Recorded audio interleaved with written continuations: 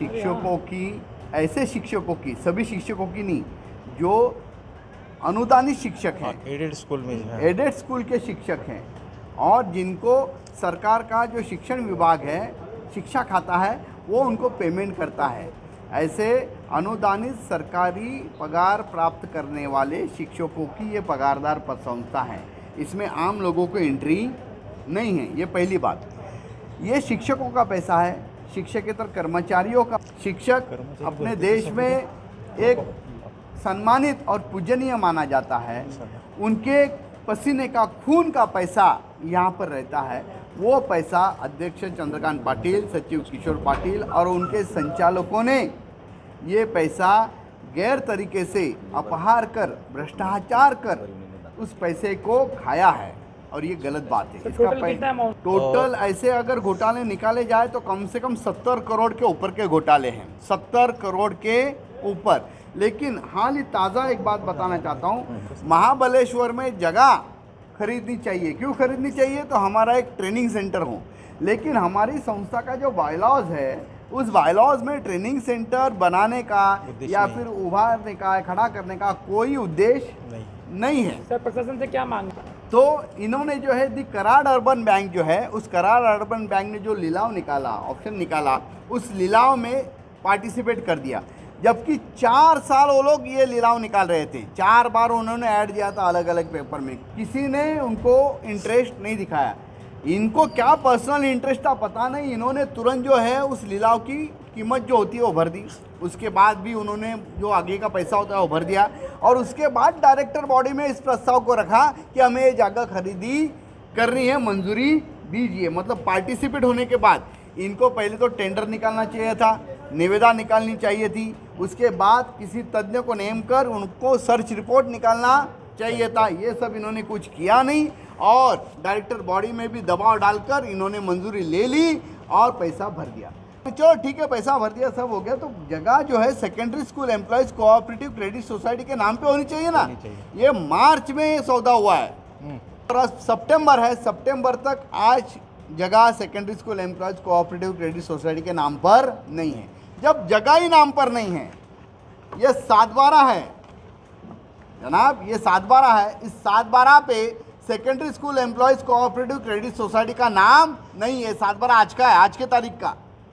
तो आप किस हिसाब से उस जगह पे बांधकाम करने की मंजूरी एजीएम में रख सकते हैं?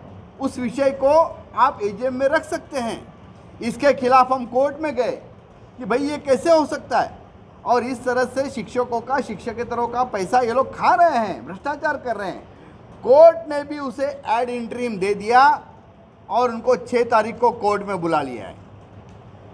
कोर्ट ने कहा कि भैया आप पेशी कीजिए, सारे सबूत दीजिए, उसके बाद देखेंगे। मतलब कल के एजीएम में 3 सितंबर को जो एजीएम हो रही है, उस एजीएम में ये 15वां जो मुद्दा था महाबलेश्वर में बांधकाम करने का, उस पर आप डिसीजन ले नहीं सकते, कोर्ट ने कह दिया।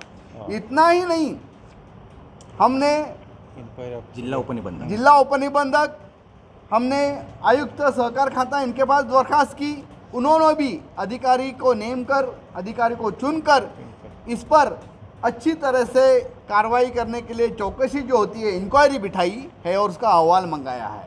और जैसे ही अहवाल आ जाएंगे, कोर्ट का आगे का रिपोर्ट आ जाएगा, हम उन पर कानूनी तौर पर फौजदारी गुना दाखिल करेंगे, क्योंकि ये शिक्षकों का पैसा है।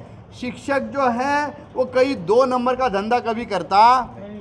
शिक्षक प्रामाणिक आदमी होता है। उसका पैसा इस तरह से खाओगे तो तुमको कोई कायदा कोई रखेगा नहीं, ना कोई बख्शेगा।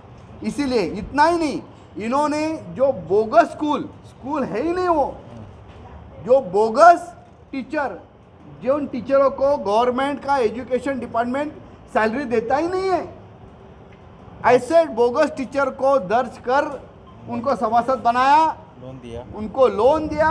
लोन देने के बाद ये लोन 5-10 लाख का नहीं, 25-25 लाखों का लोन दिया। ऐसे एक नहीं, 26 शाखाएं, कितने लोग हैं, उनको ऐसा बोगस लोन दिया। बोगस लोन देने के बाद उन सभासद को मृत बता दिया, जिंदा जो है जो बोगस सभासद उन्होंने नमूद किया उसको आगे मृत बता दिया, उसका डुप्लीकेट जो है मृत दाखला डेथ सर्टिफिकेट जोड़ दिया और उनका कर्जा माफ़ करवा दिया। ऐसा बहुत ही ज़बरदस्त बहुत सारा प्रैक्टिस इन्होंने फ्रॉड किया हुआ है।